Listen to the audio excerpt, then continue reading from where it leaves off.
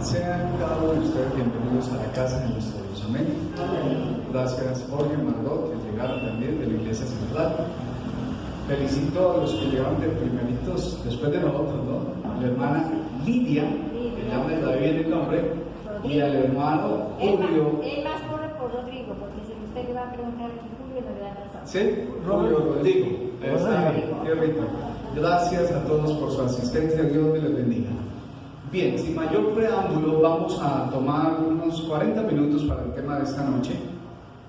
Para la semana de reavivamiento, como dice ahí, yo quiero que los que puedan se vayan guiando porque vamos a presentar ahí la información. Volviendo a la Biblia. ¿De qué se trata este estudio que vamos a hacer? Tema de estudio para esta semana. Vamos a estudiar a través de la Santa Biblia el tema del universalismo, abro comillas, cristiano, la doctrina de que todos serán salvos. Propósito. ¿Cuál es el propósito? Probar mediante el estudio de las Sagradas Escrituras si la doctrina universalista es bíblica o es falsa. ¿Cuál es el método que vamos a usar? Miren el método. El método es el siguiente. Utilizaremos el método de ¿quién? De los bereanos, que con humildad y diligencia probaban todo lo que les compartían. Qué interesante, ¿no? A la luz de las Sagradas Escrituras. Eso dice Hechos capítulo 17, versículo 11. Dice que los bereanos no tenían, digamos, la costumbre de tragar entero, ¿no? Sino que ellos decían, pero vamos a revisar esto que tú me estás enseñando, vamos a orar y vamos a estudiar y a comparar con la Biblia, a ver qué es lo que dice la Biblia. Herramientas para el estudio de estos 4 días: las Sagradas Escrituras y los escritos de la profeta de Dios, Helena Harmon de White. ¿Listo? ¿Está claro? He sentado las bases. ¿Cuál es el tema de esta noche? Bueno, muy bien. El tema de esta noche tiene 2 composiciones. Vamos a hablar de lo que dice el espíritu de profecía con respecto a la nueva luz o a la progresión de la verdad. Y vamos a hablar un poquito de a dónde sale la enseñanza del universalismo. Vamos a hablar un poquito de historia, vamos a estudiar la historia de la humanidad, de Jesús para acá, a dónde se han originado estas enseñanzas. Bien, entonces vamos a empezar con este concepto que lo he determinado: aclaraciones preliminares respecto a la manera como debe ser entendido el progreso de la verdad, considerándola como nueva luz, ya que la verdad es dinámica y la verdad es progresiva, no podemos negar eso. Examinemos entonces lo que dice Dios a través de su profeta Helena Harmon de White. ¿Qué hay que hacer cuando alguien o un grupo de hermanos dice que tiene un nuevo mensaje, una luz nueva, algo que la iglesia no está enseñando, pero que eso hay que hacerlo? Miremos entonces la primera cita. ¿Cuál debe ser la actitud del pueblo de Dios cuando eso acontezca? Número 1, no adoptemos una actitud ¿de qué? De sospecha. Y leo del libro Puertas Abiertas, la página 43. Abro comillas: cuando se presente una doctrina que no concuerde con nuestras opiniones, ¿qué hay que hacer? Debemos acudir a la palabra de Dios, buscar al Señor en oración y no permitir al enemigo que siembre sospechas y prejuicios. Nunca debemos permitir que se manifieste en nosotros el espíritu que alistó a los sacerdotes y príncipes contra el Redentor del mundo. Ellos se quejaban de que Cristo perturbaba al pueblo y deseaban que lo hubiese dejado en paz, porque causaba perplejidad y disensión. Ahora escuchen esto tan importante: el Señor nos envía luz para probar qué clase de espíritu tenemos. No debemos engañarnos a nosotros mismos. O sea, lo primero que dice la sierva de Dios es que no debemos empezar con sospechas ni prejuicios. Debemos estar abiertos a la enseñanza. ¿Amén? Debemos estar abiertos Y dice, mire, en el tiempo de Jesús, ellos no escucharon a Jesús. Se prejuiciaron, si lo hubieran oído hubiera sido diferente, ¿cierto que sí? Entonces mire que como iglesia no debemos de estigmatizar a una persona o a unos individuos que digan, mire, queremos sentarnos a dialogar porque hemos descubierto algo que tal vez no estamos enseñando. O sea, no debemos estar prejuiciados. Eso es lo más importante, amén. Porque la verdad es progresiva y eso no podemos esconderlo, amén. Número 2, dice la sierva de Dios, cito del libro Obreros Evangélicos, página 316 y 317. En 1844, escuchen lo que hacían ellos cuando aparecía una nueva enseñanza. En 1844, recuerden que ese fue el año de ¿qué? Del gran chasco. Ese sí fue un año para descubrir muchas verdades que ellos pues no las habían descubierto, valga la redundancia. Siempre que llegaba a nuestra atención algo que no comprendíamos, está hablando la profeta de Dios, ¿qué hacían? Vea lo que hacían. Nos arrodillábamos y pedíamos a Dios que nos ayudase a asumir la actitud como de vida. Entonces podíamos llegar a una correcta comprensión y a sentir, escuchen esta palabra, unánimemente. Interesante. No había disensión, ni enemistad, ni malas sospechas, ni falsos juicios acerca de nuestros hermanos. Si solo, y ahora me llama la atención esta expresión, si solo conociésemos el mal que causa el espíritu de intolerancia, cuán cuidadosamente lo rehuiríamos, dice la sierva de Dios. Cuando uno es intolerante, ¿no? Cuando uno está abierto a estudiar, cuando uno está abierto a arrodillarse, a pedir a Dios la dirección. Y cuando somos intolerantes, dice ella, uy, eso puede traer una tragedia en medio del pueblo de Dios. Otra cita del libro Palabras de Vida del Gran Maestro, página 98, abro comillas. Y escuchen esto tan bonito. En toda época hay un nuevo desarrollo de la verdad. ¿Amén? Oye, qué interesante, hay un nuevo desarrollo de la verdad. Alabado sea el nombre de Dios. Un mensaje de Dios ¿a quién? Al pueblo de esa generación. Las viejas verdades son todas, como dice la profeta de Dios, esenciales. La nueva verdad no es independiente de la vieja, sino un desarrollo de ella. ¿De cuál ella? De la vieja verdad. De esas verdades que se han convertido, que han costado canas y quemarse las pestañas estudiando, ¿no? Entonces dice la sierva de Dios, es únicamente comprendiendo las viejas verdades como podemos entender como las nuevas. Es la luz que brilla en el nuevo desarrollo de la verdad, lo que glorifica lo viejo. Oye, qué interesante. Salió algo nuevo, listo, vamos a compararlo, vamos a estudiarlo. Si esto contradice directa y abiertamente lo que nosotros entendemos como verdad, pues hay que ponerle una lupa grande, ¿no? Ahora, ¿cómo se prueba la nueva luz? La sierva de Dios tuvo que vivir eso muchas veces, ¿no? En el desarrollo del pueblo adventista. Miren, les cuento algo, ¿no? Cuando, después de 1844, pues no existían los adventistas del séptimo día. Eran una reunión de unos 8, de unos 12 hermanos de diferentes iglesias, ¿cierto? Ahí estaba José Bates, Elena White, estaba el mismo Guillermo Miller, y tenían su trayectoria, sus doctrinas con las que venían de sus iglesias. Por ejemplo, Jaime White no era trinitario, no creía en la Trinidad, pero el Señor en el progreso de la verdad les fue aclarando, ¿amén? La mayoría de todos ellos, comían cerdo, la mayoría, y muchos también fumaban, no sabían, no habían llegado a la comprensión de que fumar era malo, que comer carne de cerdo era malo, no lo sabían. ¿Por qué les digo esto? Porque la misma sierva de Dios dice que hay que estar abiertos al estudio, hacia algo nuevo, y si es de beneficio para nosotros, pues hay que aceptarlo. Ahora, ¿cómo probamos una nueva luz, una nueva enseñanza? Aquí está.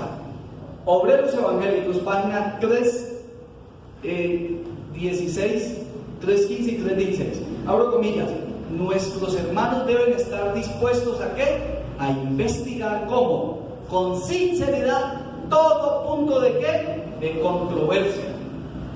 Si un hermano está enseñando un error, si es que acaso es un error, pues ahora escuchen esto, porque el título es ¿cómo se prueba la verdad? los que ocupan puestos de responsabilidad deben saberlo. Vean lo que dice aquí. ¿Está bien? Y si él enseña la verdad, pues escuchen, deben tomar posición de su lado. Amén. O sea, alguien dice, yo tengo una nueva luz, yo tengo una enseñanza, dice la sierva de Dios, busque a los hombres que Dios ha puesto en responsabilidad. En este caso, hay otra cita que dice a hombres que han sido probados con los años, ¿no? Pero esto de la responsabilidad, pues uno entiende que son los líderes. Y les dije, venga, sentémonos porque hay algo que me inquieta y creo que he descubierto. Y dice, estudien. Y si es verdad, dice la sierva de Dios, tomen posición de su lado. Amén. Si es verdad. Y si no es verdad, pues lo contrario, ¿no? Sigamos leyendo. Todos deberíamos saber lo que enseña entre nosotros. Porque si es verdad, lo necesitamos. Amén. Nos hallamos todos bajo la obligación para con Dios de conocer lo que Él nos envía. ¿Ya? La sierva de Dios como habla, es bonito. Él ha dado indicaciones por las cuales podemos probar toda doctrina. ¿Cuál es? ¿Cuál es el filtro para pasar toda nueva enseñanza? Isaías 8:20 dice, a la ley y ¿qué más? Y al testimonio. Si no dijeron conforme a esto, es porque no les ha amanecido. Ahora, ¿qué significa la palabra ley y testimonio? Pues ley, conocemos los adventistas, que pues se refiere específicamente a los 10 mandamientos ahí. Pero a la ley y el testimonio se refiere a todo el resto del testimonio de las Escrituras. O sea, tenemos que comparar eso que se nos está presentando con toda la Biblia, desde Génesis a Apocalipsis. A ver, porque la Biblia no se contradice, ¿cierto que sí? Y luego dice, si la luz presentada soporta esa prueba, ¿qué dice? No debemos negarnos a aceptarla porque no concuerde con nuestras ideas. Si la luz, eso es verdad, tenemos que tener la humildad de decir, oiga, sí, está en lo correcto, tenemos que recibir esa verdad. Amén. ¿Qué más? ¿Cómo se prueba la luz? ¿Cómo se prueba una nueva luz? Abro comillas. Joyas de los testimonios. Dice la sierva del Señor, página 103 a la 105. Escuchen esto. Hay 1000 tentaciones disfrazadas y preparadas ¿para quién? Para los que tienen la luz de la verdad. O sea, que los que tienen la luz de la verdad, el enemigo ¿qué hace? Los tienta tremendamente. Y la única seguridad para cualquiera de nosotros consiste en no recibir ninguna nueva doctrina o interpretación de las Escrituras sin someterla primero a hermanos de experiencia. Preséntelas con un espíritu humilde y dispuesto a recibir enseñanza con ferviente oración, y si ellos no lo aceptan, ateneos a su juicio, porque en la multitud de consejeros hay que sabiduría. Proverbios capítulo 11 versículo 14. Estamos hablando cómo se prueba una nueva verdad. Y sabe que esta cita me impacta mucho porque dice, únase con hermanos de experiencia, estudie. Si no es verdad lo que se está estudiando, dice, ateneos al juicio de ellos. Qué interesante, ¿no? Pero por una razón, porque yo entendí algo y debemos entender algo, que una cabeza, 2 o 10 o 20 cabezas piensan más que una. No debemos olvidar eso, hermanos. En la multitud de consejeros hay ¿qué? Sabiduría. ¿Lo dice quién? El Señor Jehová Dios Todopoderoso. Otra cita. Está en Joyas de los Testimonios, tomo 2, página 103. Dice así, abro comillas. No se revela solo a 1 a 2, es el título. Abro comillas. No ha pasado por alto, Dios no ha pasado por alto, ¿a quién? A su pueblo. Y escuchen esto, no ha elegido a un hombre solitario aquí y otro allí, como los únicos dignos de que le sea confiada la verdad. No da a un hombre una nueva luz contraria a la fe establecida del cuerpo. ¿No le parece una cita, hermanos? Qué impresionante esta cita, ¿no? Uno por aquí, otro por allá. Y lo peor es que tal vez esa nueva luz le está llevando la contraria a la fe que ha sido establecida en el cuerpo. Sigamos. Abro comillas. Mensajes selectos, tomo 1, página 190. Se levantarán otro y presentarán lo que pretenden que es que gran luz y expondrán sus declaraciones.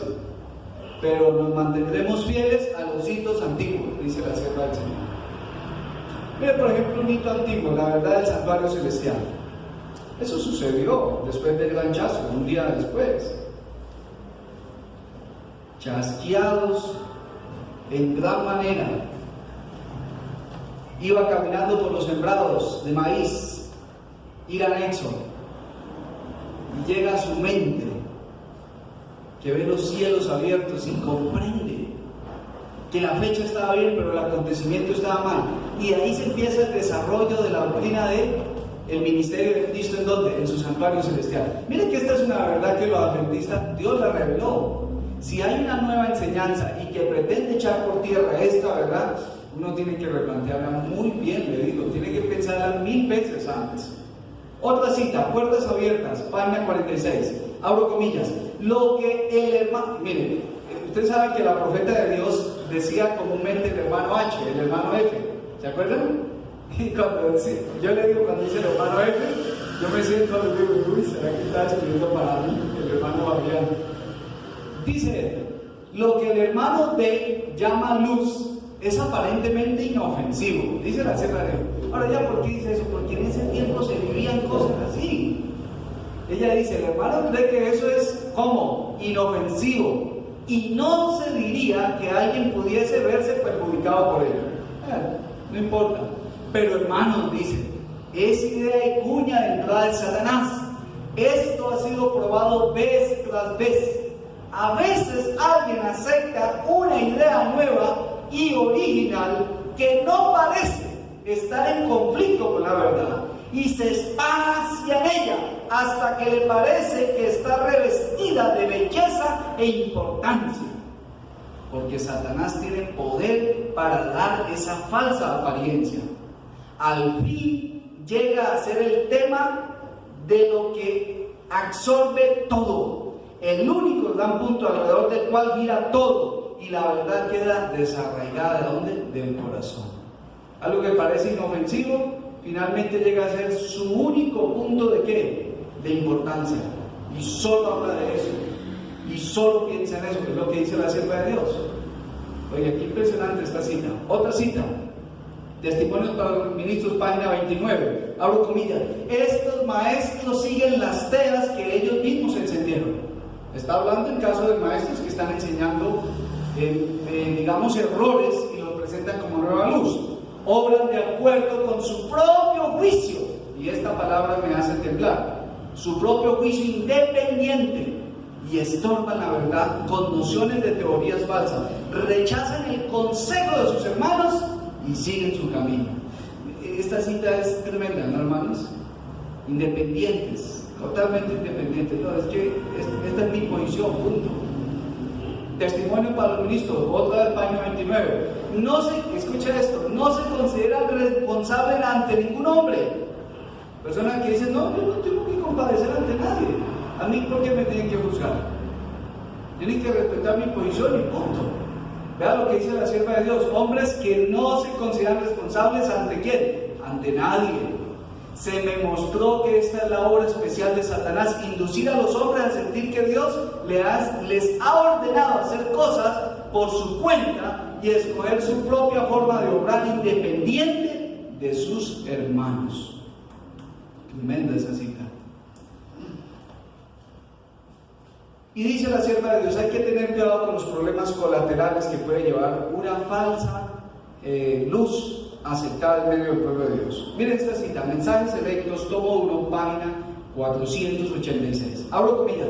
Cuando os conviene, dice la sierva de Dios, tratáis los testimonios como si creyeseis en ellos, citando de ellos para robustecer alguna declaración que queréis que prevalezca. Pero, ¿qué sucede cuando la luz es dada para corregir vuestros errores? ¿Aceptáis entonces la luz?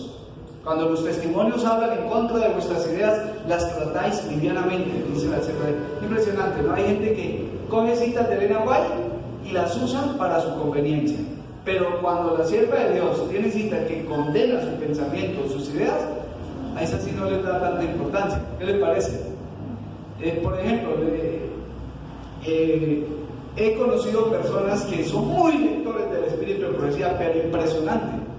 leen mucho espíritu de profecía y les gusta mucho el libro Consejos sobre el régimen alimenticio, y eso, todas las citas de Elena White sobre la alimentación y el abandono de la carne se las saben de memoria, pero son muchas personas que han descuidado sus hogares, sus matrimonios, y terminan mal. Los conozco a muchos, y uno les dice: ¿usted ha leído el libro El Hogar Cristiano de Elena White? No, ese libro poco lo leo. Son personas que se recasan, terminan fuera del pueblo de Dios, hacen y deshacen en tema de hogar, ¿no? Entonces yo digo, bueno, ¿van a aceptar solo consejos sobre el régimen alimenticio o también vamos a aceptar el hogar cristiano y vamos a cuidar de nuestra esposa y nuestros hijos? ¿Cómo es la cosa? Yo hago esa aclaración, ¿no? Otra cita, Mensajes Selectos, tomo 1, página 486, abro comillas. Sé que muchos toman los testimonios que el Señor ha dado y los aplican como suponen que debieran ser aplicados, extrayendo una cláusula aquí y otra allí, sacándola de su contexto adecuado y aplicándola de acuerdo a ¿qué? A sus ideas. Dice la sierva que yo conozco mucha gente que hace eso. Voy a decir esto aquí públicamente y va a ser publicado a través de YouTube. Natanael Baloyes, un hermano de nuestra fe, un cantante, canta muy bonito. Natanael es amigo de todos nosotros, pero Natanael grabó un video hace como unos, ¿qué le digo yo? Bueno, un mes será, ¿no?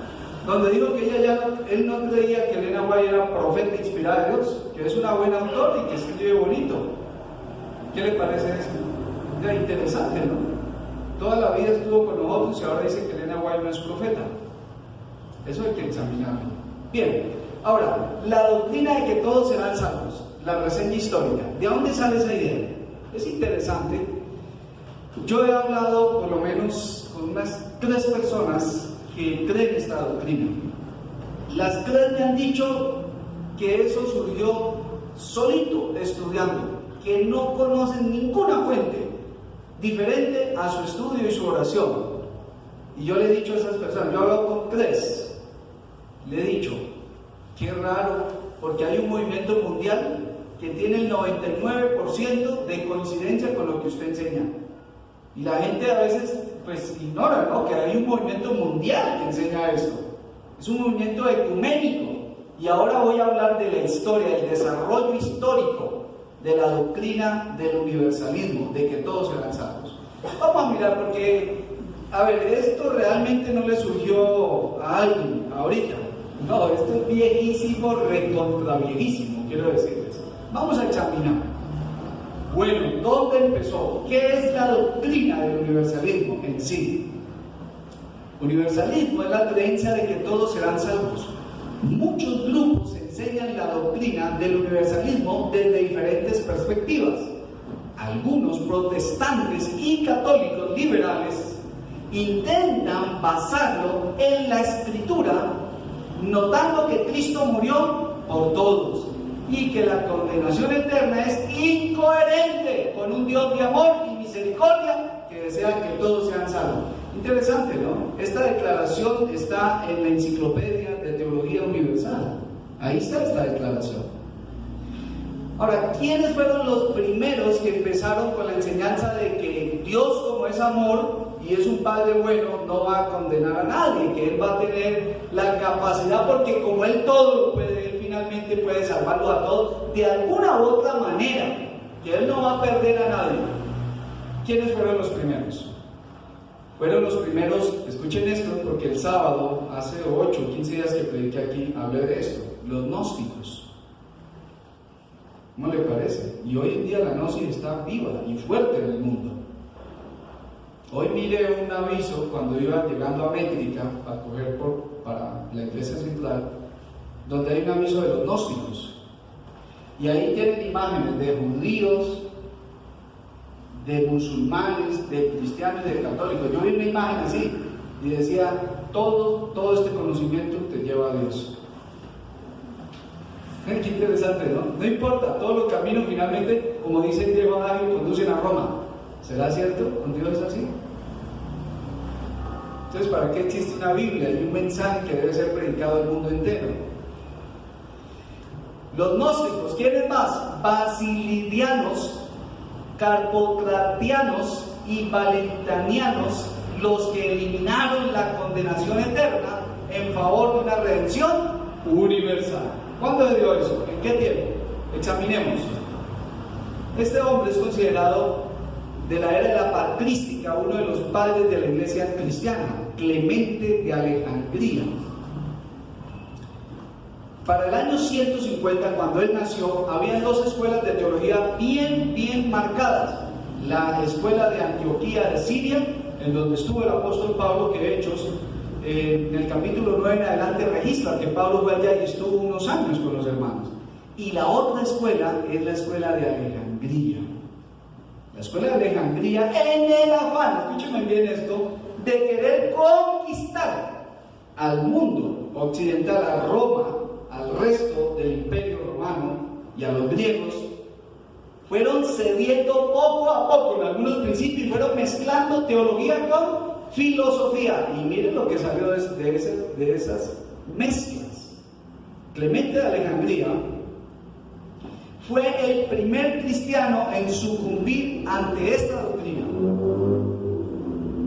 Aunque existen indicios de que luego de un tiempo renunció a su universalismo, él luego reconoció que estaba mal. Podemos decir que fue demasiado tarde. ¿Por qué? Porque él era profesor de teología en Alejandría y tenía un alumno que era pero muy distinguido y muy amado. ¿Cómo se llamó ese origen? ¿Cómo se llamó ese alumno? Orígenes. Pero es que estamos hablando en el siglo II. Orígenes nació en el año 185 y murió en el 250. Y fue él el que desarrolló un tratamiento sistemático de la salvación que incluyó la reconciliación final de Satanás y sus hordas de demonios junto con todos los hombres. Fue Orígenes, entonces viejo, hermanos. Sistematizó la doctrina, la organizó y la promulgó. Y ahora mire lo que dijo Orígenes. Orígenes dijo esto: a través del sufrimiento todos los hombres y demonios ejercerían su libre albedrío, porque comúnmente no tienen libre albedrío, dijo Orígenes. Interesante, hermano. Pero a través del sufrimiento sí iban a poder ejercer el libre albedrío y se reconciliarían con Dios. Este concepto se conoce como universalismo cosmológico, o sea, una salvación para todo el cosmos, para todos los habitantes del planeta Tierra. Los que existieron, los que existen y los que existirán. Universalismo cosmológico se llama. Pero ahí no para el asunto, eso siguió.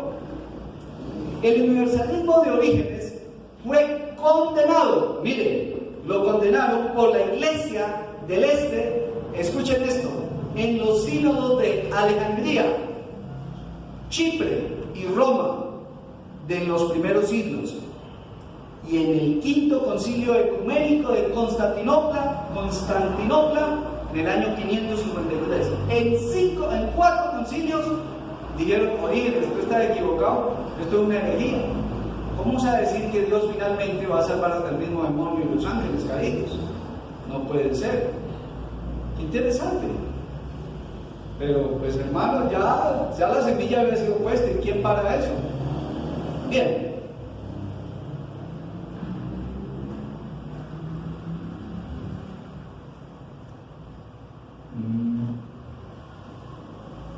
Luego de ser declarado una herejía, con excepción de algunos individuos aislados, el universalismo, escuchen, ahora me llama la atención esto, no reapareció en el escenario hasta la época de la Reforma.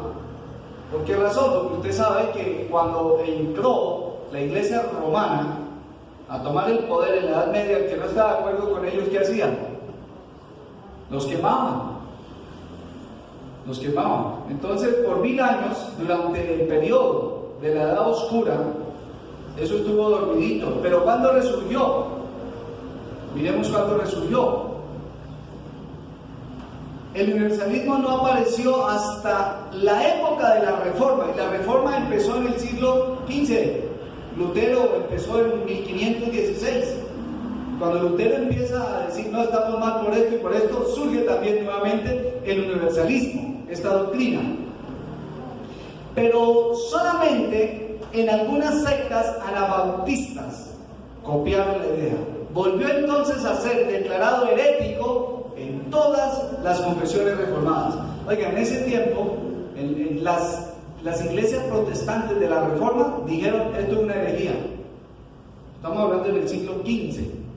Dijeron: esto es un error teológico. Bueno, se quedó ahí quieto, lo condenaron. ¿Y qué pasó? Ahí murió. En Europa, el universalismo fue propagado especialmente por los socianos. ¿Y quiénes son ellos? Creyentes en el socialismo, una secta antitrinitaria iniciada en el siglo XVI por los hermanos Lelio y Fausto Socini, los cuales rechazaban la mayoría de la doctrina ortodoxa, como por ejemplo la Trinidad. Más adelante la doctrina se promovió en donde, en Inglaterra, y fue traída ¿a dónde?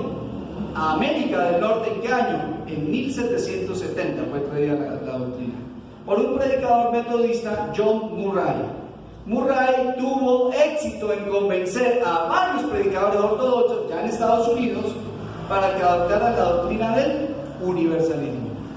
Los fundadores del universalismo americano creían en todas las doctrinas fundamentales del cristianismo. O sea, ellos creían la salvación, todas esas doctrinas, pero además de eso empezaron a creer en el universalismo.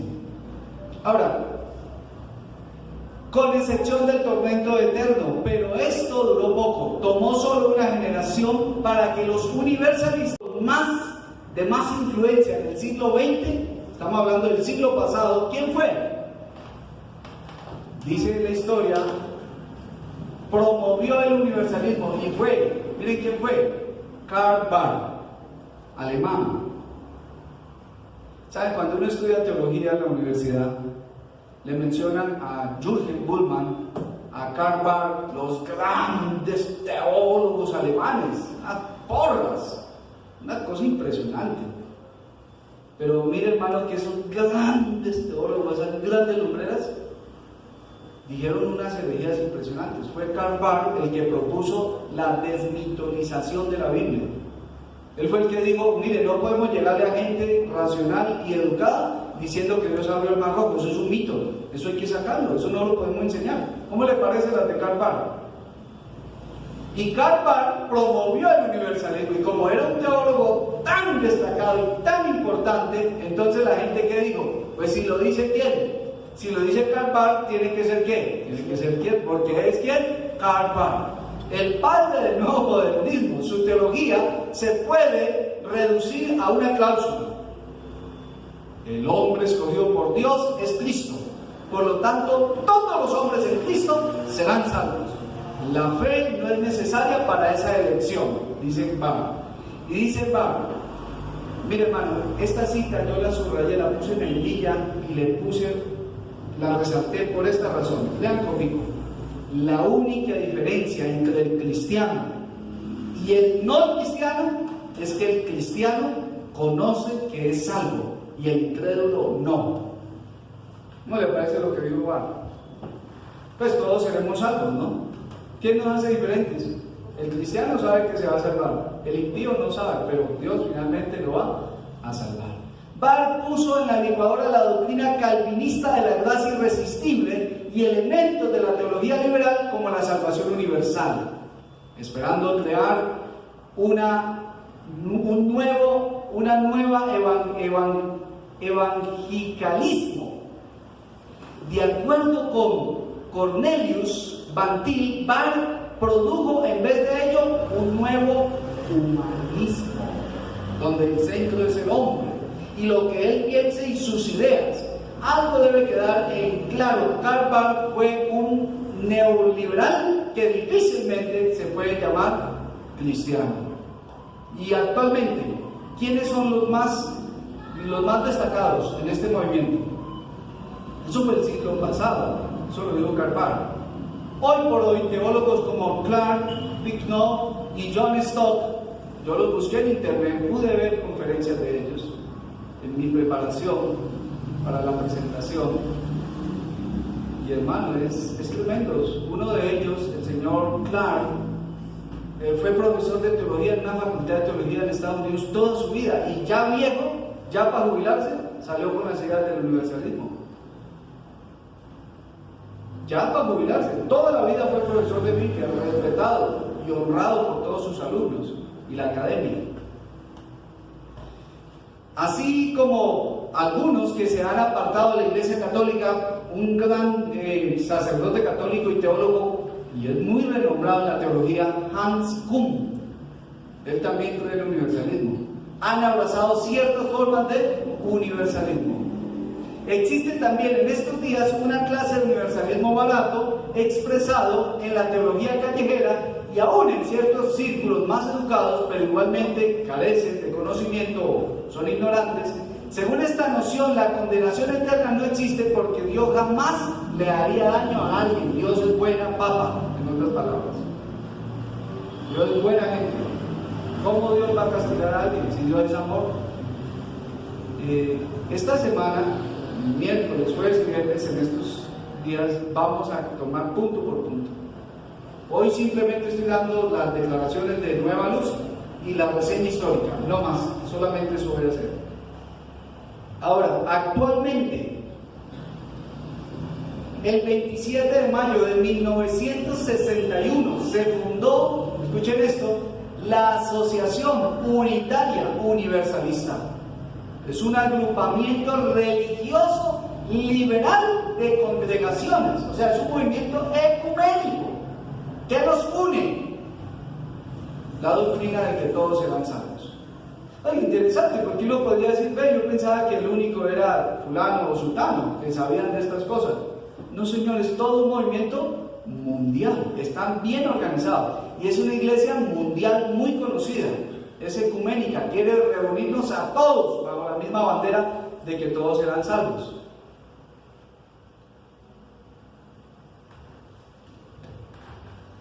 Resultado de la fusión de dos confesiones religiosas liberales de raíces protestantes, los unitarios y los universalistas, se unieron y sacaron su iglesia mundial, que cada vez gana adeptos en el mundo entero, y de todas las denominaciones está ganando gente.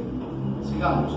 Mientras que ahora, algo que me llamó la atención en la enciclopedia donde investigué esto, porque visité el sitio web y obviamente es real, aquí les puse el sitio web, no es para hacerles un mal ni para tentarlos ahora de que ustedes vayan y beban y se confundan. No, yo tengo que poner la prueba de lo que estoy diciendo es cierto. Pero una declaración importante, hermanos, que me llamó poderosamente la atención es esta. Mientras que las religiones convencionales tienden a definirse a partir de un conjunto de creencias, escuchen esto, obligatorias y distintivas, eso hacemos los adventistas. Los adventistas tenemos un conjunto de doctrinas que aceptamos, respetamos y defendemos. ¿Sí? Eso hacemos los adventistas. Y eso es los Pentecostales Unidos de Colombia. Ellos también tienen sus doctrinas y las defienden y las respetan. Pero miren lo que hace la Iglesia Universalista Internacional. Los unitarios universalistas sostienen una posición metareligiosa diferente. ¿Qué dicen ellos? Escuchen lo que dicen ellos. Lo central de la religión es la acción positiva de la persona en el mundo. Buscar convertirse en una bendición para el mundo, individual y colectivamente. Cada cual es responsable de encontrar las verdades y creencias religiosas que lo apoyen en este esfuerzo. Pensamiento posmoderno. Esa es su verdad. Yo lo expliqué aquí el sábado, ¿no? Pensamiento posmoderno es, mire, esta es mi posición, ¿ustedes por qué pretenden cambiármela? Yo lo único que pido es respeto. Cada ser humano no es libre, Dios no ha dado libertad. El movimiento universalista está diciendo que no importa, cada uno es responsable de encontrar las verdades y creencias religiosas que lo apoyen en ese esfuerzo. No importa, pero dice que lo que para ellos importa es ser bueno, es amarse, no más. Y le sacan cita como Juan capítulo 13, versículo 39, que dice: en esto conoceréis que son verdaderamente mis discípulos, que si os amáis unos a otros. Entonces cogen el texto y dicen: mire, aquí realmente lo que importa no es lo que usted crea. Aquí lo que importa es que usted ame al prójimo y que ame a Dios y que lo sirva, no más. ¿Será verdad, sí? ¿Así tan sencillo? ¿Será que es así tan ingenua esa posición de que no hace daño? ¿Qué tal si en la iglesia adventista cada uno tuviera su propia verdad? Entonces, ¿dónde quedamos como iglesia? Elena White dijo, las verdades que como cuerpo hemos aceptado. ¿Qué pasa con eso? ¿No importa? Sitio web, se llama así, Asociación Unitaria Universalista. Vaya, búsquela. No lo digo para exponerlo al mal, no, vaya, investigue y verá. Es www.uua.org. Vaya, yo me di la tarea de investigar, mirar sus creencias. Reciben gente de toda clase, no hay una confesión de fe, no le toman votos para unirse. No, eso no importa. Aquí lo que importa es que usted crea de que Dios es amor y que los va a salvar a todos. Usted verá en qué iglesia está, eso es lo de menos para ellos. Oye, qué interesante, ¿no? Eso es tremendo, hermanos. Y a mí, pues la verdad, me impresiona mucho.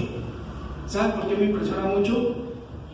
Porque con las personas que he tenido la experiencia de hablar de estos temas, cada uno me aseguró y me recontraseguró que no habían hablado con nadie más.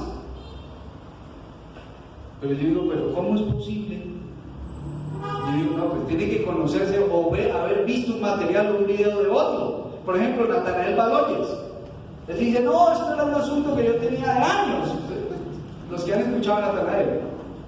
Pero, mentira, porque Natanael escucha a Oscar Sande.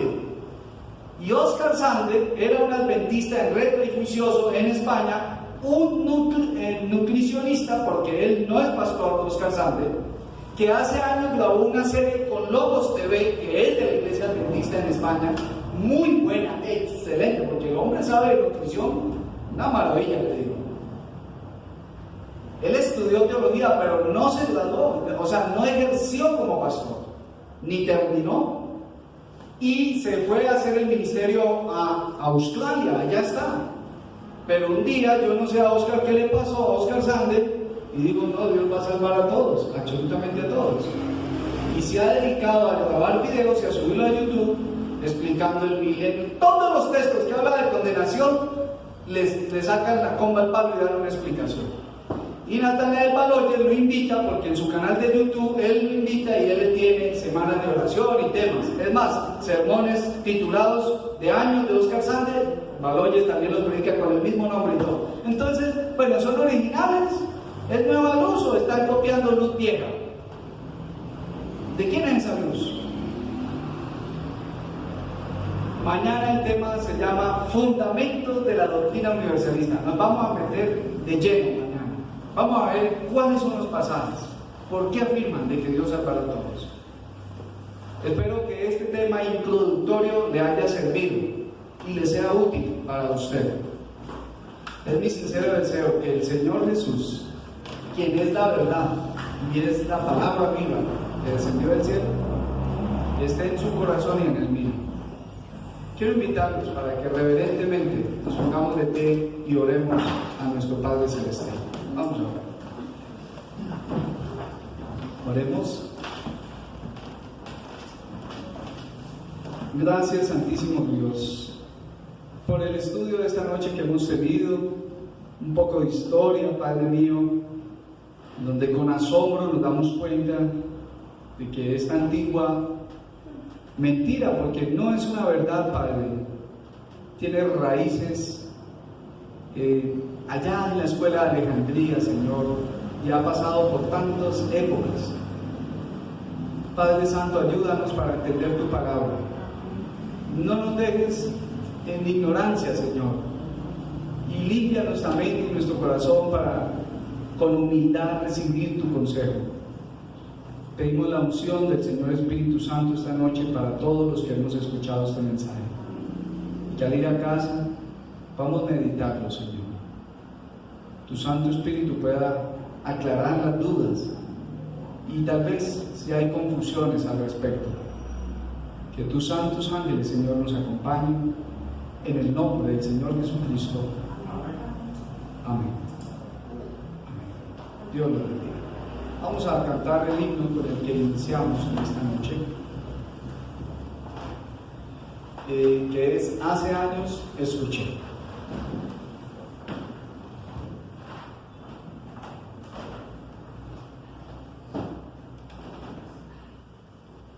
Sí, sí está ahí.